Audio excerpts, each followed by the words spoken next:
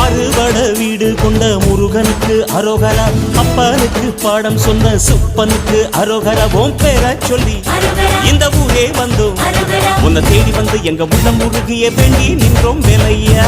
அழகு என்றாலே முருகன் தானையா, எங்க அழகு சுந்தரம் பார்த்து கேட்டு அருள் புரிவாயா.